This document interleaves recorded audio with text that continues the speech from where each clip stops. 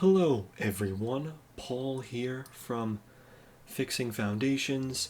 Today I am going to be explaining which numbers can be evenly divided by 7, which is the same thing as saying which numbers can be divided by 7 without leaving a remainder or creating a decimal. And I have a rule here. I think that this rule is especially useful for 3-digit numbers. And the process we would follow would be we would take the number in the last digit column, multiply that number by 2, subtract the product from the number comprised by the digits not yet used, and then see if that difference is a multiple of 7. If that sounds complicated, don't worry, we are going to go over it right now. So let's say we had 364. Is this a multiple of 7? Can we evenly divide this by 7? Well, the first thing we would do is we would take a look at the number in the last digit column, and we're going double and we are going to double it. So we're going to take 4, going to multiply it by 2. This is going to give us 8. Now what we do is we look at these two digits. So the digits that were not yet used, what number does this create? This creates 36. So we take 36 and we subtract 8 from it. And if we do this, we get 28. And then we take a look at this number and we see if this is a multiple of 7. And in fact it is. 7 times 4 equals 28. So we know that it's a multiple of 7. And since we've done the entire process that's over here, then we know that we can evenly divide 364 by 7. And now all that's left is the long division. So let's do that. So we take 7, we have 364 over here. 7 can't go into 3, but it can go into 36. It can go into 36, let me see, it will go into it 5 times because 5 times 7 equals 35. And we subtract these, we are left with 1. And we drop a 4. And 7 will go into 14 twice. And we are left with 52 as our final answer. Now let's try another number.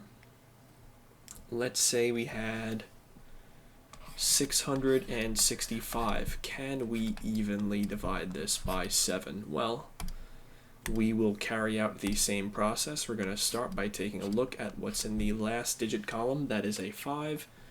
We take 5, we multiply it by 2, we are given 10. Then we look at the digits that were not used, so that would be 66. We take 66 and we subtract 10 from it, and then we are left with 56. And is 56 a multiple of 7? Well, 7 times 5 equals 35. So 7 times 6 equals 42, 7 times 7 equals 49, and then 7 times 8 equals 56.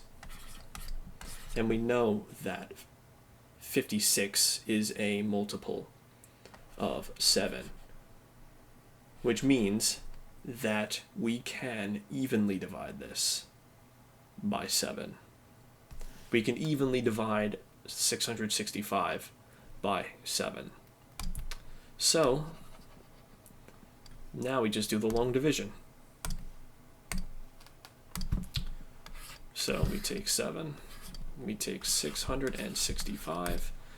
7 can't go into 6, but it can go into 66. Let me think. It can go into that 9 times. And I'll put a 0 here to indicate that it could not go into the 6 that we had here, but it can go into 66. And it goes into 66 9 times. 9 times 7 equals 63. And we do this subtraction. We are left with 3. and then we drop down 5. And 7 can go into 35 5 times.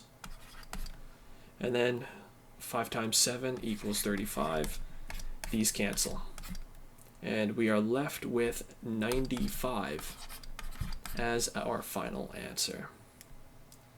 Now, let's ask ourselves, can 726 be evenly divided by 7? Well, let's do the same process that we did for the other two numbers. So we'll take a look at 6 here. We will take 6 and we'll double it. This gives us 12. And then we look at the other two digits that weren't used, or the other digits that weren't used. In this case, we have 2 digits, which makes 72. We subtract 12 from this, and we get 60. And 60 is not a multiple of 7. So therefore, we know that 726 cannot be evenly divided by 7. Now let's try another number. Let's say we had 896. Can we evenly divide this by 7? Well, let's do the same process. We look at the last digit. We look at 6. We take 6 and we double it.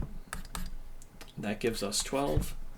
Then we look at the digits that weren't used, so that would be 89. We take 89, we subtract 12 from it. This is going to give us, 77. And 77 is actually a multiple of 7 because 11 times 7 equals 77. So we know that 896 is evenly divisible by 7. So now we just do the long division. So we have 7 here, we have 896 here.